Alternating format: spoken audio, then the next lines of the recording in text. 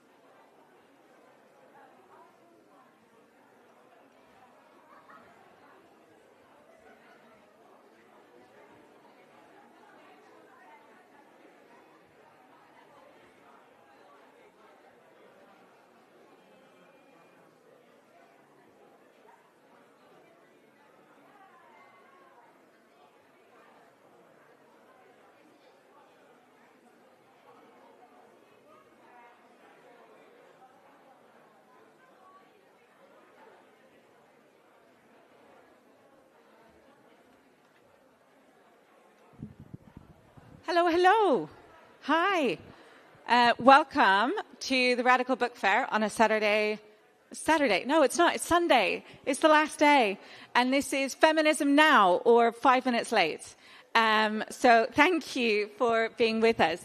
If you are in the hall, hello, hello. If you are browsing, I'm going to ask just to be aware that there is an event going on over here. So if you speak nice and quietly, and there is a snug downstairs with more stalls, and there will be food later.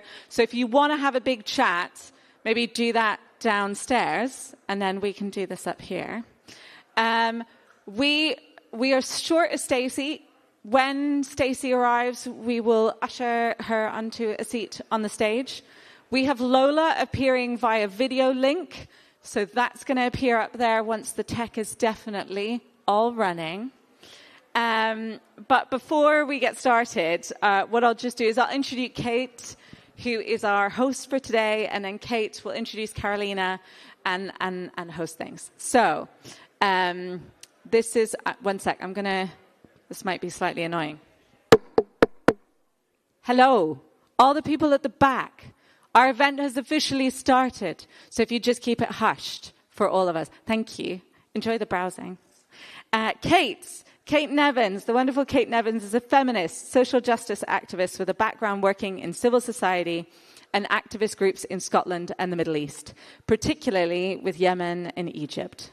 She is currently a freelance facilitator and researcher and has previously worked with Amnesty International, Saferworld, Chatham House and the Scottish feminist policy organisation Engender, who have just launched a campaign to decriminalise abortion. So do keep an eye out for some of that.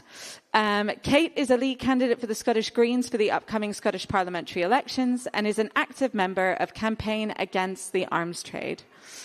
Kate is an enthusiastic reader, particularly of feminist fiction, and she is with us today as our host. Would you put your hands together for Kate and Carolina?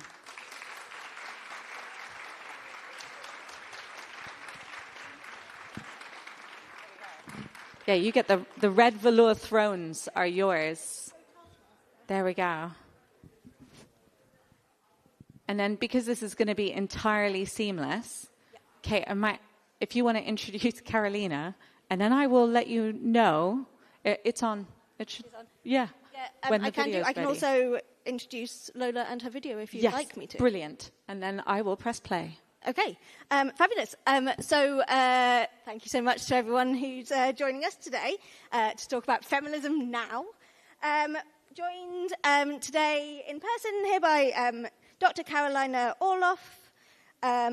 Carolina is an author, a translator and scholar who's been working on research projects studying the literature, politics and culture of contemporary Argentina. At the end of 2016, together with Sam McDowell, Carolina co-founded Charco Press. I'm sure you'll find quite a lot of Charco Press books in the building. An independent publishing house focused on the translation into English of contemporary Latin American literature. Carolina acts as director and main editor at Charco Press.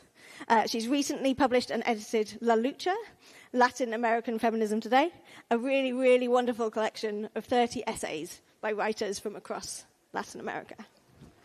And we are also, hello, this is joined by Stacey. Hi, Stacey. Stacey Clare is a sex worker, published author of The Ethical Stripper, producer and performer of the hit show Ask a Stripper at Edinburgh Fringe, and co-founding member of the East London Strippers Collective. Her essay in Feminisms is titled And the Academy Award Goes To, and we'll hear more from both of you shortly. Thank you. Hi, both. Fabulous. Just to kick off this event, we have a recorded contribution from Black feminist writer and researcher Lola Olufemi. Lola is also a member of Bare Minimum, an interdisciplinary anti-work arts collective, and a volunteer coordinator at the Feminist Library, and she is with us to introduce Feminisms for the World. Hi everyone, my name's Lola. I'm really sorry I can't be there in person to celebrate the book, but I wanted to kind of give some context about the essay that I have written for the collection. And I first want to say it's a huge honour to be part of a collection with so many feminist thinkers who have helped me think about the present. And my work particularly is interested in trying to give a materialist account of the imagination as it presents itself in the cultural production of radical social movements. So I'm very interested in aesthetically and also politically, strategically investigating the materials produced by radical social movements about what they were doing at that time, and extracting or drawing specific kind of political principles from that in order to think about the present. And this essay was one way of doing that. So I started the essay by trying to think about, in the school of Stuart Hall, the specific conjuncture we find ourselves in. So I was trying to think alongside Hall with the social, political and ideological forces that are converging at this present moment to give the present a specific texture. And I would say that texture is one bound up with crisis. And that crisis has been induced by the collapse of the liberal order, and it is increasingly creating an entryway for more fascistic modes of social organisation to come to the fore. And we can see that in the intensification of the border regime. We can see that in the introduction of forms of mass surveillance, not only for migrants, but for non-migrants as well. We can see that in the ways that the family and subordination within the home, violence within the home is increasing because women have little access to the resources due to austerity that they need to be able to leave unsafe situations. And so I wanted to think about how, when all of those different registers of increasingly, and this is all happening obviously in the context of the actual far right on the streets, right? Like, who are performing these kind of like pogroms we're seeing very openly. I wanted to think about, what happens when the idea of crisis kind of becomes morphological. What happens when crisis becomes the very condition in which our lives as feminists take place? It becomes very hard to distinguish what to do, and it becomes hard to think about, how does one resist when everything is on fire, when the world seems to be tilting on its axis. And I do think we are in a world historical moment. If we think about also our government's complicity in genocide in Palestine, and this imperial boomerang, that is happening, the ways that the kinds of the degradation of human life that's happening abroad, the tactics the imperial state uses to do that are finding their way back to urban environments in the imperial court. So I wanted to think about crisis, which I did at the beginning, and then in the second half of the essay, I think particularly with the material of like multiracial Black feminist coalitions based in London in the 1970s and 80s, and particularly their insistence on transnationalism being at the core of their understanding of themselves. And I think that there's some relationship between their refusal to understand themselves as workers in the imperial core as disconnected from workers in the global south or the third world, and communism's insistence on meeting the human need and providing a mode of social organization able to meet all of our needs, right? And I wanted to write an essay that explored those two things as a means of thinking about how we return the transnational ethic that underpinned these groups and their organizing back to the present. How do we refine our ability to connect our struggles to struggles all across the world? And how do we move away from the frame that, Europe is at the center of the world and Fortress Europe is at the center of the world, as we recognize and see revolutions unfolding all around us, So for me, the essay was a way to think through those three kind of contours, and to really reflect on the necessity of keeping what I called communism's promise, which is not only a strategic commitment to repeating our kind of strategies and not giving up. It's also an effective one that's capable of breaking through crisis and breaking through the morphological nature of crisis, right? If we understand ourselves as feminists in the present as directly connected to a legacy of those who have come before us, communists, anti-imperialists, etc., then we're better able to understand that the present is not exceptional, that others in history have dealt with the same stuckness, the same inability to think or to move, the same levels of despair, the same levels of planetary crisis and catastrophe. And that helps us recommit ourselves to forms of struggles as feminists on different registers, whether that's on a planetary scale, whether that's inside the home, whether that's in the workplace. I think one thing that I've learned from these groups is that they understood the terrain of struggle was multi-scalar, right? That it kind of moves from a smaller scale to a bigger scale, and all of those scales are connected. And I think that that's how we have to think about what we do as we fight back, that our resistance also exists on multiple scales. And how do we refortify those scales? How do we think collectively about what is to be done? But I hope that gives you some sense of the essay. And in the essay, I do a lot of analysis of specific texts that I found from groups. I also do an analysis of this feminist newspaper, or this newspaper that was produced by the Feminist Newspaper Group, which was a group of feminists who made a kind of third worldist newspaper in order to intervene into what they saw as the kind of narrow European lens of understanding the constitution of gender, right, at a moment of women's liberation. So I talk about their work, and I'm trying to knit together all of these fragmentary examples of struggles that have existed and struggles that exist kind of in an atemporal way, struggles that continue and that we benefit from as people in the present. I hope that kind of makes sense. I really wished and hoped that you buy the book and that you find it as useful as I did, or as clarifying as writing this essay was for me. And maybe I will see some of you soon. Thank you. Well, thank you so much to Lola for sending that in. What an incredible way of starting this conversation. I thought we could come back to some of these big picture questions that Lola's raising around, like how we connect our struggles, how we respond to these crisis conditions in which we find ourselves. But I thought we might be able to start by digging into your own writings a little bit and your own publications before getting to those bigger picture questions. So I don't know if, Carolina, would you like to read an excerpt from the preface of La Lucha, just to give us a sense of what's in this incredible volume, this incredible anthology that you produced? Absolutely. Thank you. Thank you. And thank you all for being here at this very important gathering, not just for us, but in general.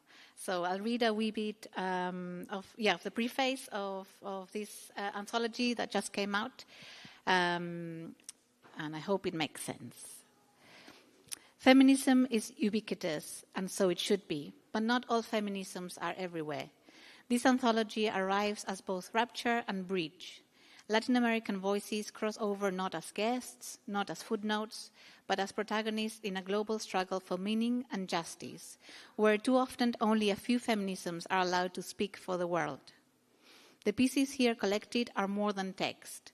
They are the catalysts of political consciousness, resistance, and transformation, taking place in a region which is generally neglected in the international weaving of idea formation. While bringing together a wide array of voices, this collection does not aim to smooth out or iron them into harmony. Quite the opposite.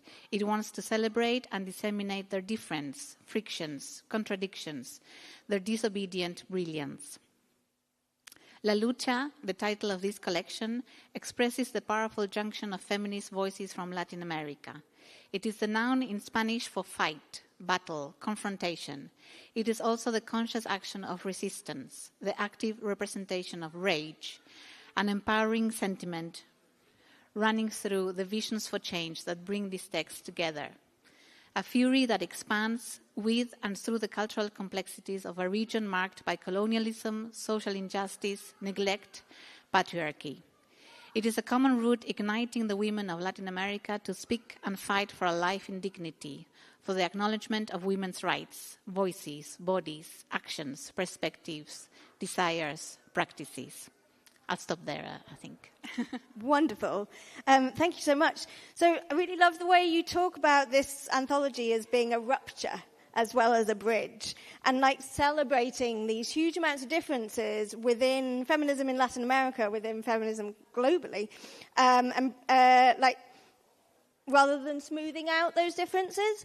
Can you tell us a little bit about some of the joys, some of the difficulties of bringing together such a diverse array of, so we've got 30 different essays here from women writers from around 17 different countries in Latin America. Like, what were some of the joys and challenges of bringing together that kind of array? That's a great question. Thank you, Kate.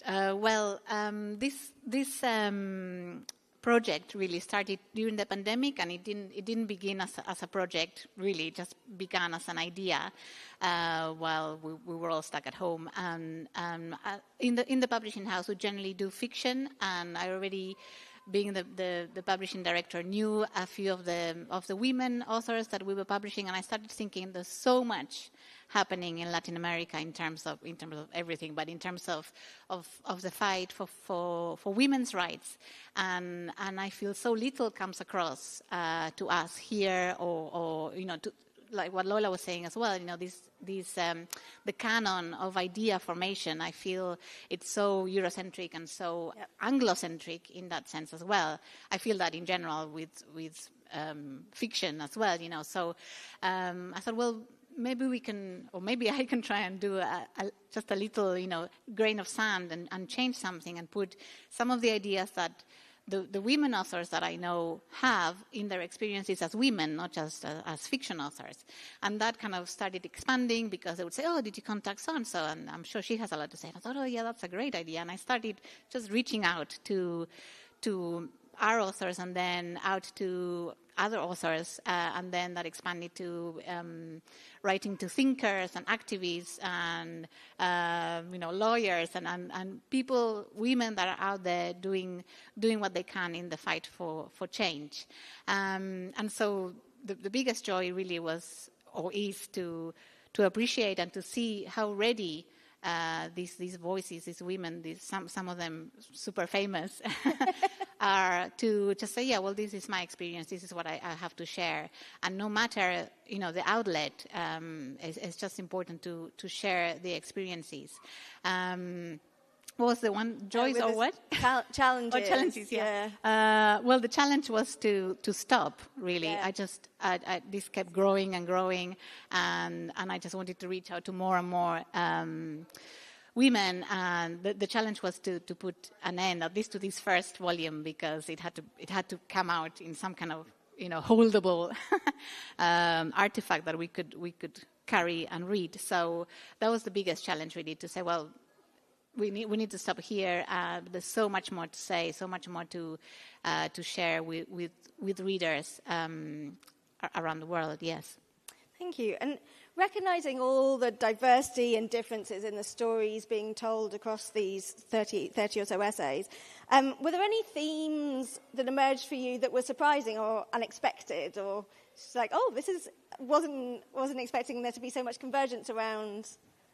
I think I would say what surprised me in a sad way is that I think every woman I talk to in Latin America or around the world, but whether you're an activist or a fiction author or a lawyer or an activist, has had some experience of abuse in some way, and that's, I mean, we know about it, but to read about it and to for it to become a tangible reality, it's still shocking, and so it should be. I think we should normalize that, and I think what comes through. I mean, we tried to put it into 3 sections, which is a bit forced, but you'll see that even so. One of the sections is we call it La Lucha is personal, and we've tried to put together the essays that are more anecdotal, but.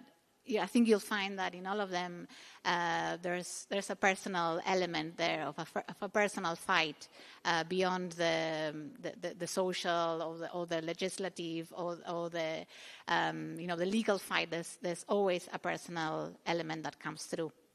I really like that, and I think one of the writers in the anthology talks a bit about. When she was finding her own personal voice and her own personal story and starting telling it, she realised that actually it wasn't just an individual voice, that there was so much collectivity in it. And when she was doing the research or the work, she was finding all of these other similar stories. Thank you. Stacey, your essay and the Academy Award goes to, I'm going to say this slightly hesitantly, suggests that there's some potential steps in the right direction around like how popular culture is engaging with and representing sex work. For example, you mentioned Chapel Roan acknowledging sex workers in her speech at the Brits. But my overall take from the essay and from some of your previous work seems to be that current cultural representations of sex workers are still perpetuating a stereotype of a kind of poor, tragic, fallen woman that needs saving and has very little agency or power. Are we seeing any examples in which sex workers are gaining power over their own stories and narratives? Are you seeing any movement? Not enough. Not enough. Not enough. Yeah. Well, so I mean, I guess my route into activism was very much through looking at employment law. But when you start sort of like looking at how we are treated as a group, you can't not look at the ways that we're continuously portrayed and represented. Because, yeah, I mean, the sex worker occupies a sort of space in the cultural and collective imagination.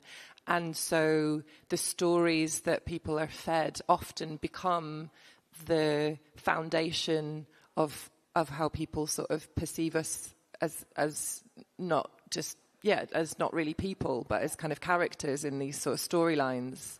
So actually, when I started to kind of go into like activism and advocacy and looking at sex workers' rights, I just kind of kept coming across these barriers, and it was often to do with just a massive knowledge gap and a huge kind of misunderstanding between what I knew about my job and what the people I was trying to deal with, whether it be policymakers or media people.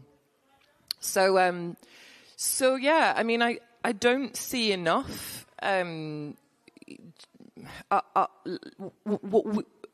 So social media changed a lot. Social media was a game changer, because that was, for a period of time, a space where sex workers could enjoy a sense of agency over how we're seen and what we say. But then along come all of the algorithms and the shadow banning, and then the ultimate, Online Safety Act and the kind of mass deletion of accounts. So actually we only really had about, 5 good years when we as a community could really find each other and have some agency over how we were sort of seen. And now that's kind of been taken away from us. Retracting, yeah, that's a real shame to hear. That's those sort of a moment of like progression, and that's that Online Safety Act has been so harmful to that. Your work talks about decriminalisation of sex work and harm prevention in actually lots of different areas of the world. But at the moment, I know there's a really important campaign happening here in Scotland for decriminalising sex work here in Scotland. Woo! nice wooing. Thank you in the back. Flyers. There are flyers on all of your seats. Flyers. Please take a flyer. Fabulous. And your campaign seems to be really gathering strength. How would you say the campaign here, or the work that you do, draws lessons from decriminalisation elsewhere in the world, or from sex workers that are campaigning elsewhere in the world? So it's really about data and what evidence shows. So where we have seen examples of decriminalisation already happen globally, it has been proven to have a positive impact and, like positive social outcomes. So, for example, in New Zealand, the best example of this is in New Zealand, sex work was fully decriminalised in 2004. And then 10 years later, a sex worker who was working in a brothel took her boss to court for sexual harassment in the workplace. And she won $10,000 compensation, or $25,000 compensation, I think it was. Because why wouldn't she? Because what happened was that by removing the criminal burden and moving sex work into to be seen as a job like any other job, you open a legal pathway for sex workers to access their rights and protections like they should in a workplace. Yeah. So if you shift away from the criminality and into decriminalization, into this is a job, you're suddenly then protected by all of the laws that have been fought for, and the people that Lola's mentioned, the decades and centuries of workers' rights, and that we open that pathway. So it makes sense because it works, and it's been proven to work, and there's research. One of the conditions of passing that law was that the New Zealand Parliament said that it had to be studied. So University of Otago had to provide research to show what impact it was having. And all the research came back to say 95% of sex workers felt more safe, more able to report crimes, more able to access resources. It just changes everything. Okay, amazing. Thank you so much. So actually, to come back to what Lola was saying there about sort of capitalism. So Lola was talking about capitalism as being racialized and gendered, but she was also talking about how our material conditions as women and marginalized genders created by capitalism traps us into these cycles of harm. So migrant women workers who have no recourse to public funds are trapped in these cycles of harm. Sex workers who are criminalized if they choose to work with other sex workers for safety are trapped in these cycles of harm. So this sort of anti-capitalism thinking comes out really strongly for me in your work, Stacey, and comes out very anti-capitalism, anti-colonialism work comes out really strongly in La Lucha. Just wondering, it's quite a big question. What do you think feminism can contribute towards the sort of anti-capitalist, anti-colonial? Can feminism contribute? Are there forms of feminism that are ramping up capitalism and colonialism? It's a big question, but I do think your work does engage with this a little bit. So just whatever your gut instinct is, how does feminism contribute to the class struggle? Yeah, I think from my experience in Latin America, and from also reading all the experiences of the women that contributed to La Lucha, definitely feminism and the feminist fight has been the movement, as it were, or the force that has achieved more transformation, I would say, in Latin America in the last decade, if not 2 decades, or the last 2 decades for sure. And it's very hard to say that because it almost sounds too good to be true, and it sounds utopian, but it's a fact. I think the feminist fights, however diverse they have been in Latin America, have achieved actual changes, in legislation, in the protection of land, in the protection of indigenous communities' rights, in the protection of women and their bodies' rights. They've achieved actual change, which is to say a lot. It's hard to generalize a whole region like Latin America, which is so diverse and so different. Somebody asked me the other day to compare the changes in feminism in Latin America with Scotland, and I went, well, that's an impossible question to answer, because what's been happening, say, in Uruguay or Chile or Argentina in the south, it's completely different to what's happening in Central America and Guatemala and El Salvador. So it's impossible to put them all in one bag and say, well, this is happening here and this here.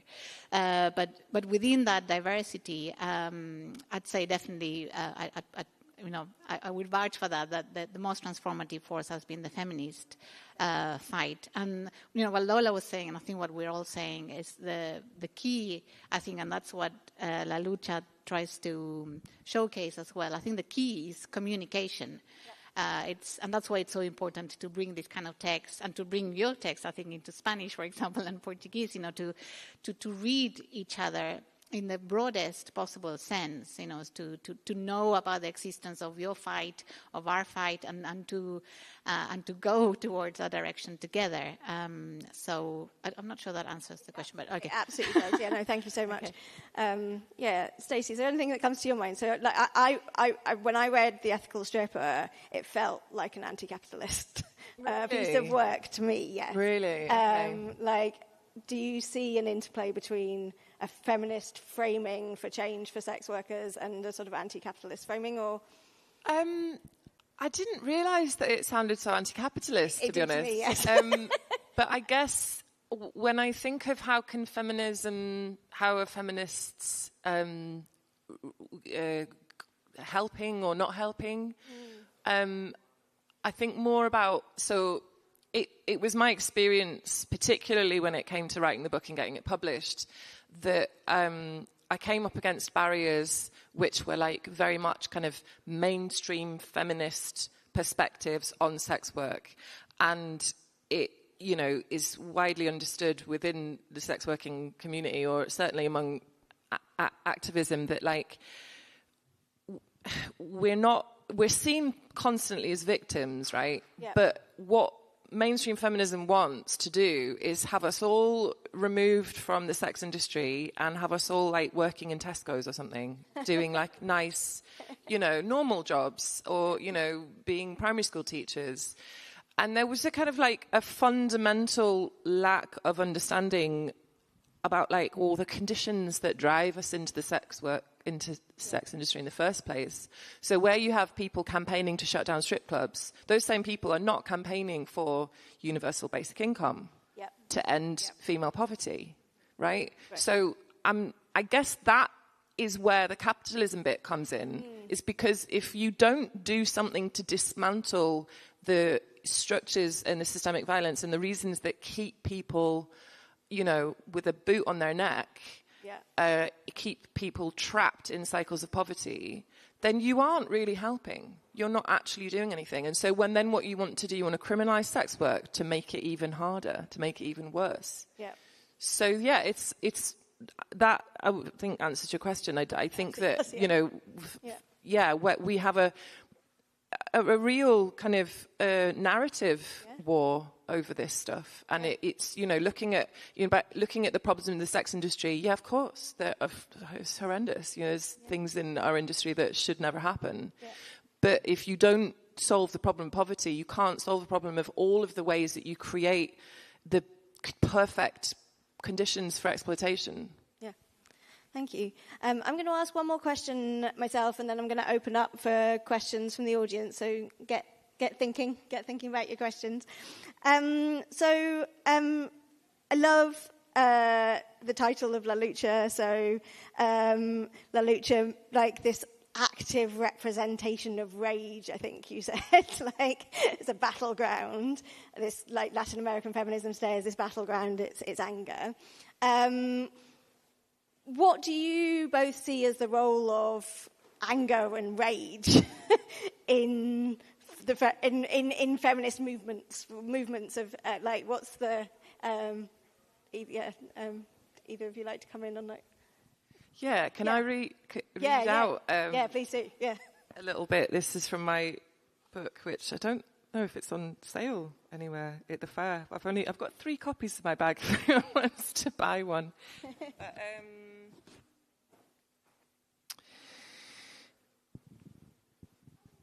From the preface. Sorry, I should have had this bit ready. There we go.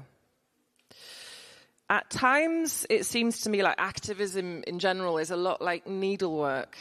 Patient, slow, diligent, and persistent. Progress is barely perceptible and reveals itself over time. As an advocate, I'm required to patiently unpick the tightly woven social fabric of stigma, which is slow and tedious work indeed. Like our great-great-great-grandmothers of first-wave feminism who objected to sitting in quiet composure over their needlework, behaving like good little women, our instinct is to set fire to the hegemonic tapestries woven from centuries of underpaid and undervalued women's work. There isn't time for patience, though. For transgender sex workers, for Black, Indigenous people of colour, for undocumented street-based sex workers, for the most vulnerable members of the sex industry who have no access to state protections or legal resources. Differences between legal regimes and policies can mean life, death, or survival. It can mean targeted police oppression, loss of income, poverty and destitution, children separated from caregivers, migrant incarceration and deportation. There isn't time to do the required amount of emotional labour for sex workers to carefully and tenderly hold space while the rest of society processes their internal discomfort and unease, one conversation at a time, stitch by stitch. To quote Juno Mack and Molly Smith from Revolting Prostitutes, it is not the task of sex workers to apologise for what prostitution is. Sex workers should not have to defend the sex industry to argue that we deserve the ability to earn a living without punishment. Love that. Really love that. And I love the way that slightly links to what Lola was saying about the legacies that women have. And part of the legacy is anger at needlework. I really love that. And in terms of in La Lucha, like, how does rage and anger come out in some of the essays? Are there any essays in the anthology that really embody this sense of rage for you? I think they all do, in a way. I was thinking, trying to go back to trying to pick a title, which is one of the most entertaining parts of my job. There's this phrase in Spanish, which is digna rabia, and which literally means dignified rage or dignified fury. And it still doesn't quite encapsulate it, and that's what I kept feeling through the essays, and you see that in the streets wherever you are. I think in Latin America, not just from the feminist fights in general. You know, this digna rabia from the marginalized, from the oppressed, from whether it's from centuries of colonialism or patriarchy or capitalism. There's just so much.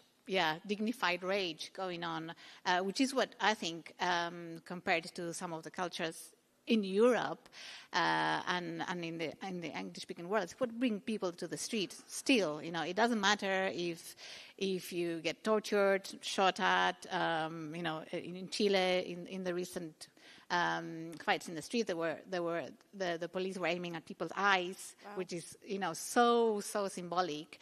It doesn't matter. People just keep going to the streets because it's just. I'm saying that and I get goosebumps. It's just there. It's a dignified rage.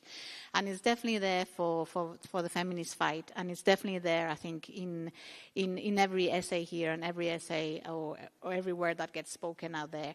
And in a way that's also represented not just in the brilliant cover, which in this light I can see that's also fluorescent, which is great. But in the title, in picking a noun that's in Spanish, we could go for Portuguese next time. But it's also that, same with charco press. Charco is a word in Spanish.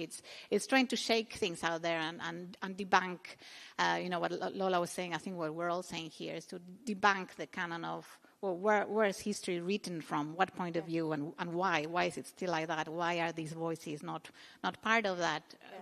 The writing of what feminism is. Yeah, it's that power thing. Like, where's the power lie? Whose narratives are we hearing? Who's dominating the discourse? Thank you so much. So we have some time for some questions. Does yes? Is that okay, Mary? Would anyone like to? Yes, I have a question in the middle here, and then a question in the sort of greeny blue here. Okay. I'll take Hello. 2 or 3, and then. This is a question for Carolina. I'm Camila, and also it touches upon some of the stuff that Lola was saying as well. So I wonder, what is it that we can learn still from Latin America when it comes to, like the idea of transnational feminism and the fact that in Latin America we're such a diverse continent, but we do have a history of oppression that is a regime oppression in so many countries.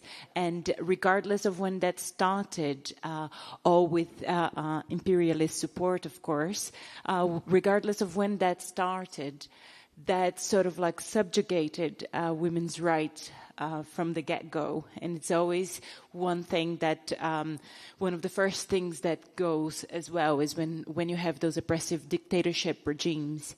And of course, when that happened in Latin America, in countries like Brazil, where I'm from, and Argentina, Chile, so many others, the sort of like the feminist fight was always like, oh, we have to fight for our lives first to get rid of the regime than to be able to fight for something like abortion rights or violence against women or so many other things that were equally should be in the agenda.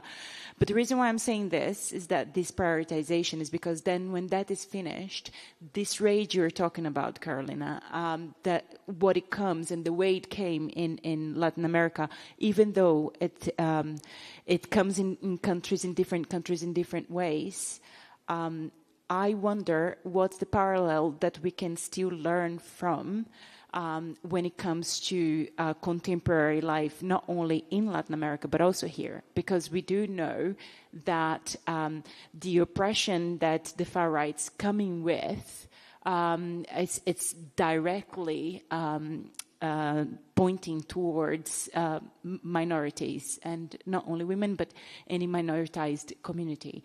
So this, how is it that we make sure that we do not follow the same sort of mistakes that we did in Latin America, and as well as having a catharsis with all that rage that we do have in Latin America? I love that. So I'm going to take one more question, and then we'll take 2 questions at once, and then for some more. Yes. Oh, can you hear me correctly? Yes. Yeah. Okay, I had 2 very brief questions, but I can make it one if it's... 2 very brief questions is ideal. You're fine. So the first question would be for both of them. What do you think what role does the state play in both of the concerns that you're writing about, and if we should be complicit with it or we should, go against it? Maybe that's a little complicated. No, it's a fabulous question. Okay, and then the other one was more to Ashley, because I know nothing about the topic, and I wanted to know more about if you had any information about decriminalization, how it affected, for instance, in the Netherlands or in Amsterdam, if it had the same impact as in New Zealand, and why decriminalization and not legislation, if there's like a difference there. And yeah, those are my questions. Great. Perfect. So we have a question for each of you and a question for both of you, if that makes sense. So what can I'm going to probably summarize this very badly, but what can we learn in terms of sort of transnational solidarity and transnational rage from Latin America? What can we hear a bit more about the push for decriminalization and the difference between decriminalization and legalization? And there was a question, and how do we deal with the state? Is that a fair summary? A violent state. Who would like to? Yeah. Well, I don't. The very, very good, hard questions, I think. How do we deal with the state? I'm going to go with first, which I think links to Camila's question as well. It's resisting. I don't think there's any other way. And there's, forms of resistance, I think, with us through culture and getting together in events like these, through, again, reading, going back to that, not reading, of course I'm an advocate of reading, but just communicating to each other and not isolating our struggles or our ideas. I think, we shouldn't be complicit with the state if the state is not helping us or helping our fights. I think quite the opposite. I think we're seeing, as Lola was saying as well, shift towards fascist, right-wing states all over the world, in Latin America as well, and it's taking us back, especially within the feminist struggles. We go one step forward and they take us back 25, and there's no way of giving up, I don't think, because we have a responsibility, I think, as well. That's what Lola was referring to, and I think in Latin America, I don't know if even more so, but there's so much still to do in terms of, as Camila was saying as well. I always think I don't know if I have to be a feminist, but I'm also a human rights activist. I think that comes hand in hand, certainly in the global South for sure. So I'm not sure if I answered the bits I had to answer, but that's what comes to mind. Yeah. Thank you. And Stacey. I have an example of transnational solidarity, which was how the current sex workers union was actually formed as a branch of the trade union which is United Voices of the World, which is a union that was formed primarily from South American workers, cleaners, and often also undocumented workers. And that they have separated since, but I think initially in the early stages there was some remarkably strong kind of powerful movements, sort of progress within kind of organizing around, like, it turned out that we were stronger together. Who knew? And then to kind of come on to your questions about the state. You were talking about the Netherlands and countries in Europe. I think you probably want to go and do some reading about the differences between decrim and legalization, because they're not actually the same thing. Legalization is a model where the state gives permission for sex work to happen, but with their authority. So they will have kind of licensing regimes and give out permission. And where we've seen examples of that are not necessarily positive outcomes. Netherlands being one example. In Amsterdam, you have a red light district. You have all the sex workers ghettoized in one area, along with all the bars and the cafes, and everyone's getting wasted. And those are not really the conditions that we want to work in. But that, again, it kind of, when you have legalization, you create again a kind of two-tier system where you either do it with permission from the state with all your licenses, or you operate outside of that, which is illegal anyway. So it's not, and that is a good example of explaining and looking at how, if you give the state the power to control sex work, well, who controls sex work? Pimps do that. They take a cut of the earning, a cut of the income with the license fee. They get to say who can work, where they work, what operating hours. So it's control, right? We don't believe that the state are necessarily to be trusted. And when I kind of look at what's happening here in Scotland, in the UK, fighting for laws to change, and asking for a government who, let's face it, are rolling out facial recognition technology and hypersurveillance and ever-increasing sort of militaristic governance.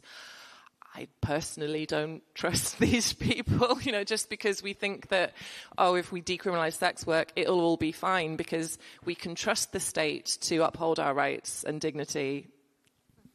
So I guess where I see a lot of work that still we really actually have to do is to build communities of resistance and resilience anyway.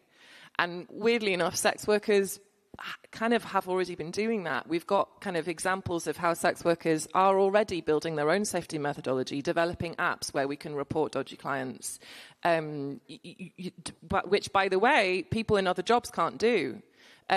Licensed therapists are not allowed to report dodgy clients because to identify someone would be to they'd lose their license. Breaks the kind of confidentiality clause. So weirdly, by operating outside of the margins or in the margins, we can have, do our own thing. So that's just, I guess, that would be my answer. It's quite complicated. That's great. So I think Mary mentioned at the beginning that I'm actually running as a candidate to become a member of the Scottish Parliament, yet I completely support the do not trust the government message as feminists and women and marginalised genders. Do we have any other questions? We've got plenty. So I've one, two. Okay, we're down the line. Great. I'll take 3. Are we okay with 3? Yeah? We'll take, yeah. Yeah, we can keep them concise. Thank you so much for being here and for sharing this with us. This is a question for Carolina. I wanted to ask you, because you have been involved in the edition, but also in the translation of these testimonies, and I wanted to ask you about the process of it, and also if you have seen a notable shift in the language, in Spanish language, in these 10 years or in your translation years, related to feminism and the language of feminism. Thank you. Brilliant question. Thank you. Yes. I guess I wanted to just go back to the sort of links with capitalism and feminism, and I just wanted to ask about when the sort of right wing reframes feminism narratives and uses and steals that voice, like we've seen with, I think Sydney Sweeney is a good recent example of the sort of dog whistle. And how do we sort of reclaim that narrative and give voice to people that should be listened to more? Thank you. And a third question. And for Stacey, I was curious, we've talked a bit about how society can help sex workers, and I was curious about how sex workers and having the resources to have ethical sex work practices can help society. Lovely.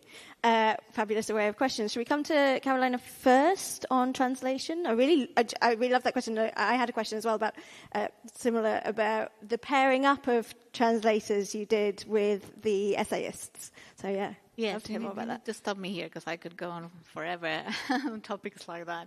But yeah, thank you. That's great questions. Yes, you asked me also about getting involved in the editing. Did you? In the pairing, yeah. Well, generally, in Charco in general, we try to, I try to think very carefully about the pairing itself. I think it's crucial. I don't have a pool of translators and go randomly. We'll go with this one. I just think it's so important for the translator to if you want, get into the skin and the soul mostly of the writing, not just the writer. So in this case, it was a great, as the anthology expanded, I was savoring the moment when I started thinking of translators, because it meant I could give the chance to many translators. It's a very hard job to get into. And this was a great opportunity to also expand the array of translators into, to bring them on to the project in general, ideologically speaking. So as first time we worked with a trans translator as well, which I was very happy to find actually as well, because it's hard to get to the margins, as it were, also in translation. And that brings us back to what you were saying, Stacey, about poverty and getting to education. It's everything's connected. Everything's part of the same circle, I think. And I also wanted to get involved into the experience of translators. So if they lived in a certain community or had experience in a certain country, or if they were inclined to a certain part of the feminist struggle that they wanted to work with or talk about, I would try and think about all those factors. So I hope it comes through as well, because I'm a great believer that when you're doing something that you passionately believe in, it comes through. In translation, that's absolutely crucial. And what else? The language. Sorry, I'll wrap up. But yeah, that's also fascinating for people here who speak Spanish or Portuguese or any Romance language, French less so. But Spanish, we have how to say it, female and masculine nouns, so everything's gendered. So the chair's female, the stage is masculine, things like that. Weird for the brain. And in recent years, it's fascinating to see that. So when we would speak like us, if I say we are gathered together, that would be a masculine we by default, by the default of patriarchy also in language, and that's shifting. So we've adopted a neutral which incorporates women and men inherently. So we would say nosotres instead of nosotros. So it's always the masculine, tends to be the masculine, and that's being increasingly used. It's in Argentina with the current right-wing president, that's been not criminalized, because I don't think yet you can criminalize language, but that's been forbidden in the Senate. You can't speak like that, for example, and people are going against that. But you have that example, and you get more radical feminists going only using the feminine. So they would say nosotras always, and just you only using the kind of the female version of language, if you know what I mean.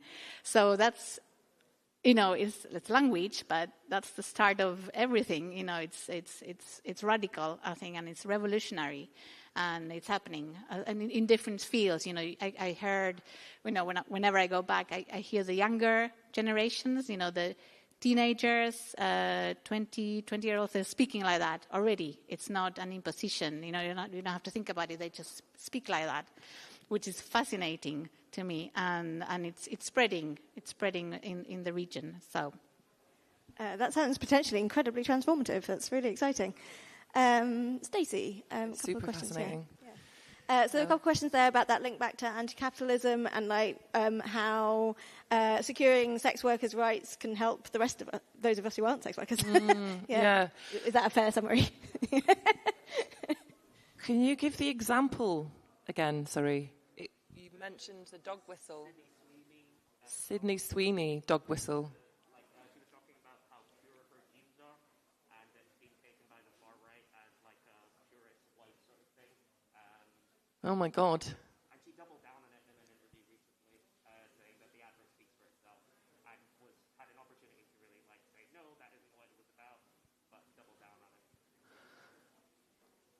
So the question is capitalism and insanity. and white supremacy, right? White supremacy.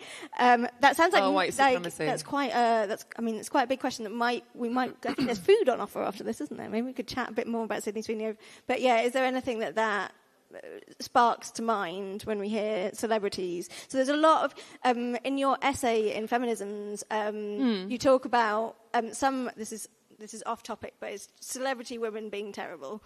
How some actors who have played sex workers have come out quite against decriminalisation. So Anne Hathaway, and Emma Thompson. Like, what's the role? Like, these women sort of pursuing quite problematic, harmful narratives. Yeah, I don't know if it's really about capitalism as much as it is about privilege and representation. I think what you're trying to get at is the idea that some areas of feminism operate in a kind of, we deserve feminism more than others. We deserve rights but more because reasons. And so obviously that's the most kind of deeply noxiously offensive type of feminism you can get. But I suppose anti-capitalist feminism is deeply intersectional, right? So we have to make sure no women are left behind. People, no humans. It's not, you can't even divide people by gender and say, well, we need to work really, really hard to protect this group, but let's, fingers in our ears and, forget about other groups. So I suppose, that's an unusual question. Your question is about how can sex work benefit people? And I guess, this is quite. I like this one. It's quite a nice one because it's philosophically. You could almost ask if all the problems of the world were solved tomorrow and everyone had their needs met, and we all were financially stable, would sex work exist? Would people still do transactional sex? Because actually, for now, and the sex industry is a response to economic disparity, where you have people operating from a place of need. You will see people exchanging sex or sexual services for money. And when you reduce that need, trust me, a lot of people who are currently doing sex work would not be doing it. But then what would it look like? Would you then have a kind of handful of people who, for a sense of vocation or, choice or agency, feel that this is something that they're drawn to, that, the idea of kind of giving and receiving pleasure is synonymous with health and well-being? It's probably not difficult to sort of conceptualize sex as being like an act of generosity as much as it is about personal pleasure. It's giving pleasure. So And we do have within the sex industry a minority of people who operate in kind of like somatic sex education and sexual surrogacy, and it's very much about kind of care work, and a lot of these people become, trauma-informed carers and, go and sort of read psychology and stuff. So we do see that already. I know people who do that kind of sex work, but that's really not the majority. So it's, it's a good question, I guess, but how can we know until we, like I say, solve the problem of economic struggles? Yeah, inequalities, right? If we resolve inequalities. Thank you so much. I'm just going to end, before I say a proper thank you to our panellists, I'm just going to end with a quote from, there's an essay by Isabel Allende in this anthology. It probably has one of the slightly more traditional approaches to feminism compared to some of the others. I agree. But she's such a wonderful writer. Some of this is poetry. So I just wanted to read out a couple of sentences in this essay, and then we'll draw to a close. So she says, "The patriarchy is stony. Feminism, like the ocean, is fluid, powerful, deep, and encompasses the infinite complexity of life. It moves in waves, currents, tides, and sometimes in storms. And like the ocean, feminism never stays quiet." So I just want to say massive thanks to Stacey and Carolina for joining us today, and to our wonderful audience, and to Lola for sending us her wonderful video. I'd really recommend reading all of the publications. May I also finish with one point? Yeah. On the flyer, there should be a QR code to the Scotland for Decrim campaign. On the 18th of November, there will be a protest outside Scottish Parliament, so everyone's welcome to join to that. Brilliant. Thank you. Thank you, everyone. Thank you. Thank you so much. While our speakers make their way out, there is a signing table. If you want to get a book signed or ask a question you were too shy for, you'll be able to find them there.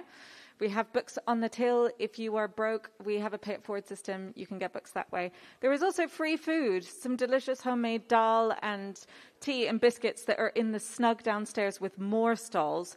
So do spend the next hour breaking bread, talking to people, enjoying the space. Thank you.